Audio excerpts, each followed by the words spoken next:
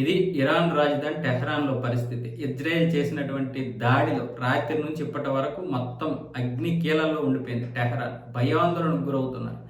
ఒక్కొక్క అగ్నికీల దాదాపు 1/2 కిలోమీటర్ నుంచి కిలోమీటర్ వరకు కూడా ఎగురుతున్నాయి. ఎందుకంటే అక్కడ ఉన్నటువంటి ఆయిల్ రిఫైనరీల మీద జరుగుతున్నటువంటి దాడుల వల్ల ఆ ఆయిల్ బూడిదైపోతుంది.